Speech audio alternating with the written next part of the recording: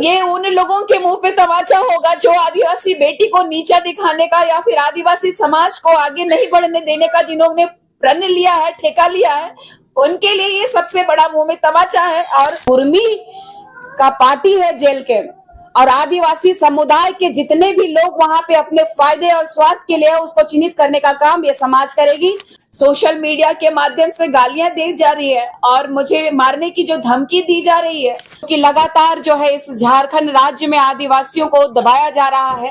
क्या कि निशा भगत आप जो कहती हैं कि आदिवासी बना नहीं जाता है, आदिवासी पैदा होना पड़ता है, तो ये इन्होंने सिद्ध कर दिया। और पहले ये तय करे कि ये कुर्मी है कि कुर्मी है, और ये पहले तय करे कि वो क्षत्रिय है कि आदिवासी है। आदिवासी समाज के लिए ये सरकार नहीं कुछ कदम उठाती है तो इस सरकार को उखाड़ने का काम यही आदिवासी समाज करेगा। आपके माध्यम से जितने भी दर्शक, जो तमाम झारखंड ही नहीं पूरे भारत में जितने लोग मुझे देख रहे हैं, उनको नमस्कार, जोहार, जय धर्मेश। चूंकि आज मेरे लिए बहुत ही गर्व का क्षण है। मैं अकेले लड़ते आ रही थी और इस लड़ाई में हिडनली काफी लोग हमारे साथ में थे और यहाँ मौजूद भी हैं। हमारे समाज में जरूरत है कि एक ऐसी नई क्रांति करने की जो कि लगातार जो है इस झारखंड राज्य में आदिवासियों को दबाया जा रहा है। और मुझे बहुत खुशी हो रही है कि इस जगह में यही केंद्रीय सरना समिति के अध्यक्ष बड़े भाई फूलचंद तिर्की जी एवं समस्त पूरी टीम को मैं धन्यवाद देना चाहूंगी कि उन्होंने मुझे इस लायक समझा। और जिस तरीके से मेरे बारे में ह्यूमर फैलाया जा रहा था कि अकेले लड़की कुछ नहीं कर पाएगी, तो उनको ये बताने का और चेताने का काम किया है कि एक आदिवासी बेटी के ऊपर में अगर आप कीचड़ मारोगे या तो फिर अनर्गल किसी तरह का बयानबाजी करोगे या तो आदिवासियों का हक और अधिकार को छीनने की कोशिश करोगे, तो ये केंद्रीय सरना समिति जो कि बाबा कार्तिक उरांव जी के बनाए हुए कदमों पे, और उन्होंने ही इस केंद्रीय सरना समिति का जो है गठन किया था। क्योंकि आप लोगों को इस बारे में पता है कि नहीं है मुझे नहीं मालूम, लेकिन मैं आप लोगों को बताना चाहती हूँ कि भारतीय आदिवासी विकास परिषद के नाम से पंजीकरण किया गया और ये हमारे केंद्रीय सरना समिति का गठन जो है स्वर्गीय कार्तिक उरांव, पूर्व विद्वान, अभियंता, बुद्धिजीवी, सांसद, केंद्रीय मंत्री द्वारा किया गया। और इसका गठन किया गया था 12 मार्च 1970 को। और सबसे बड़ी बात है कि आज जो स्थिति बनी हुई है हमारे इस झारखंड में आदिवासियों की, काफी चिंतनीय और काफी दयनीय है। और इसी हालात को सुधारने के लिए ये केंद्रीय सरना समिति ने मुझे जो जिम्मेदारी दी है और मैं इस जिम्मेदारी का निर्वहन बखूबी करूंगी, और जो हिम्मत इन्होंने दिया है और भी मजबूती से लड़ूंगी। लेकिन आज इन्होंने इस मंच के माध्यम से मेरे पिता को भी काफी सम्मान मिला है और गुमला के जिला के अध्यक्ष भी हैं।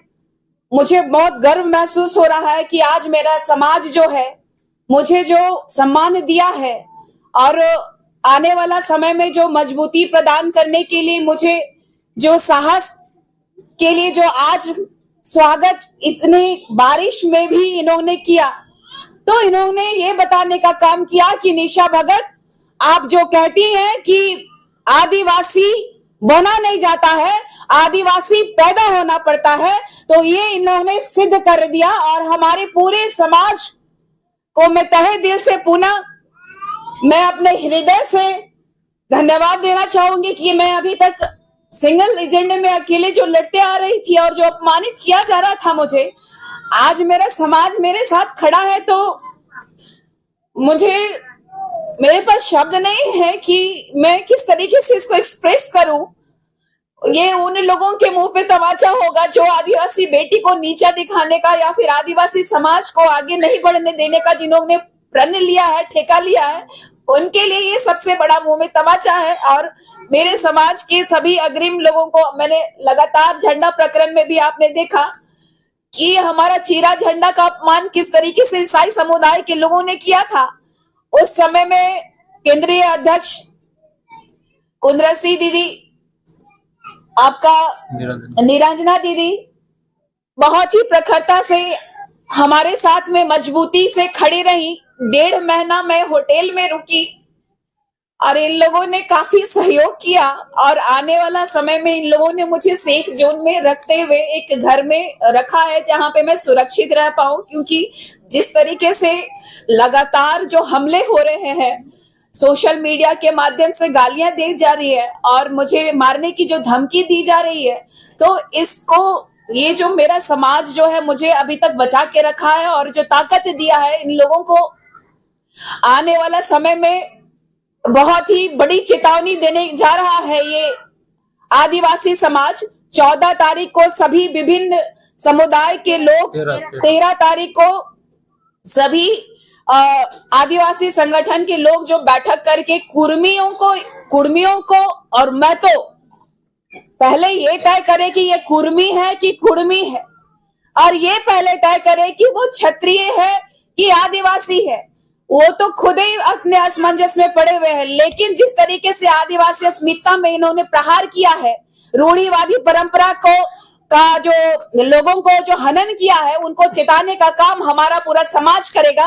और आप लगातार देख रहे हैं कि निशा भगत जो है बोलते जा रही है, तो कब तक बोलेगी? तो ये अंतिम सांस तक बोलेगी और उन सबको बोलेगी, चाहे वो यहाँ राज्य का मंत्री हो, विधायक हो, सीएम हो, चाहे यहाँ के प्रशासनिक पदाधिकारी हो।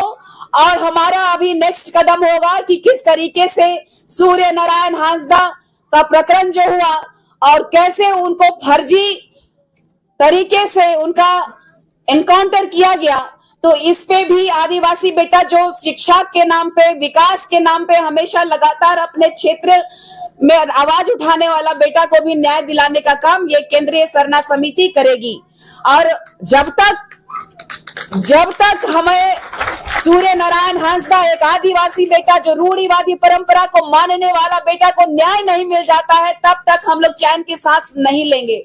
आज से यहीं से शुरू होती है, तो आपके माध्यम से इस राज्य के पुलिस पदाधिकारी हो, चाहे इस राज्य के जितने भी सरकारी नौकर जो कहा जाएगा, सरकारी काम करने वाले पदाधिकारी जो वाकई जनता के हित के लिए बिठाया गया है, जनता के पैसे का ये लोग दुरुपयोग कर रहे हैं, इनको चेताने का काम किया जाएगा।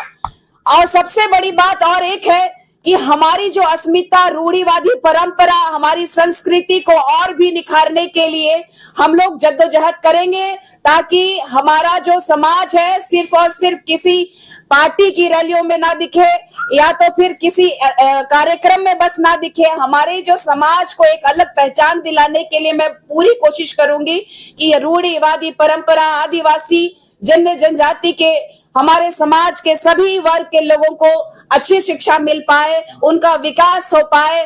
आज भी कई गांवों में हमें स्वच्छ पानी पीने को नहीं मिलता है, वो पानी पीने के लिए पदाधिकारियों को मुहैया कराने के लिए उनको डंडा करने की आवश्यकता है। और आज राज्य के स्वास्थ्य मंत्री इरफान अंसारी जी को भी बताना पड़ेगा कि आदिवासी समुदाय के लोगों के यहाँ स्वास्थ्य केंद्र खुलवाने का हम लोग प्रयास करेंगे। हमें यहाँ रिम्स 2 नहीं चाहिए नगड़ी में। रिम्स 2 नगड़ी पे अगर बनेगा तो हम लोग इस बार जिस तरीके से नदी पार करके बहुत कठिनाइयों से जाने के बाद लोगों ने जिस तरीके से हम लोगों पे गलत इल्जाम लगाते हुए केस किया है, और ये लोग सोच रहे हैं कि आदिवासी समाज के लोग डर जाएंगे, तो इन लोगों की भूल है। आदिवासी समाज न किसी से डरा है। ये इतिहास है कि भारत की आजादी में भी हमारे भगवान बिरसा मुंडा जी का बहुत बड़ा हाथ रहा है। और ऐसे ही कई वीर सपूत जो है हमारे झारखंड ही नहीं पूरे देश के लिए उन्होंने अपना बलिदान दे दिया है। और हमारे पूर्वजों का, चाहे वो वीर हो चाहे वीरांगनाएं हैं, उनका जो खून जाया नहीं जाने देंगे। हम लोग तत्परता के साथ लड़ाई लड़ेंगे और बताएंगे कि ये 5th शेड्यूल का ये जो क्षेत्र आदिवासी मूलवासियों का है, और सबसे बड़ी बात है इन कुर्मियों को उनकी जगह और उनका स्थान दिखाने का काम हम आदिवासी करेंगे। धन्यवाद। आदिवासी जो फूट है एकजुट होने के लिए क्या करेंगे? अभी मैंने बताया कि 13 तारीख को आपने देखा होगा कि आदिवासी समाज के लोग आज से नहीं, भारत की आजादी में भी अहम भूमिका रही है। वैसे ही इस बार जिस तरीके से तोड़ने का प्रयास किया गया था, तो ये आदिवासी बेटी हर वर्ग के लोगों को, जो भी अलग अलग संगठन बना के चल रहे हैं, सबको जोड़ने का काम करेगी। और मुझे पूरा उम्मीद है कि सभी लोग इस बार अपने हक के लिए, अपनी माटी के लिए, अपने जल जंगल जमीन की लड़ाई में अपना अग्रिम भूमिका निभाने का कार्य करेंगे। तो मुझे पूरा उम्मीद है कि आने वाला समय में सभी लोग 13 तारीख के बाद ये उलगुलान सबको देखने को मिल जाएगा। अजय तिर्की से भी बात करेंगे क्या कि एक आदिवासी एकजुट होने के लिए उनसे मिलेंगे? देखिए, सबसे बड़ी बात है कि अजय तिर्की समाज के एक बेटे हैं, वो अपना काम कर रहे हैं, वो भी अपने तरीके से कर रहे हैं। अगर हमारे साथ आएंगे तो स्वागत है। हम लोग जो है, दिल जो है बहुत बड़ा है, हम लोग का दिल बहुत बड़ा है। वो अगर किसी भी तरह से आदिवासी बेटी को अगर गलत बोले, अगर आज वो बहन कह रहे हैं, अपना अगर पश्चाताप कर रहे हैं कि एक आदिवासी बेटी को उन्होंने इस तरीके का जलील किया था, तो हमारा दिल उनसे बड़ा है।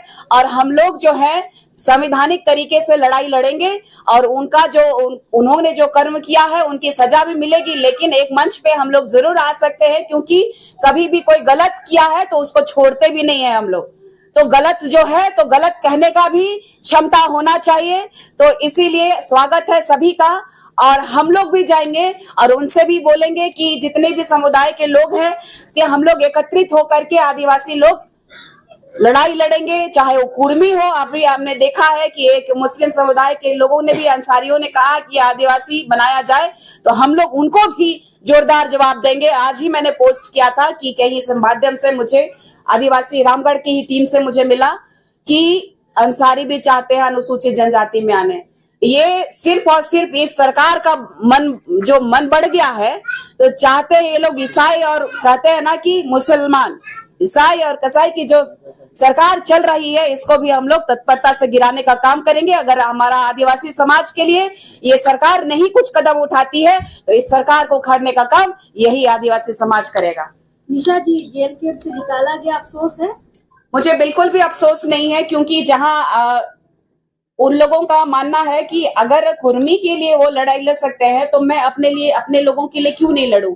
जब वो लड़ रहे हैं तो वो लड़ रहे हैं कुर्मी के लिए, और मुझे जेल कैंप से निकाला गया, तो कुर्मी का पार्टी है जेल कैंप, और आदिवासी समुदाय के जितने भी लोग वहां पे अपने फायदे और स्वार्थ के लिए उसको चिन्हित करने का काम ये समाज करेगी, और आने वाले समय में उनको भी जवाब दिया जाएगा।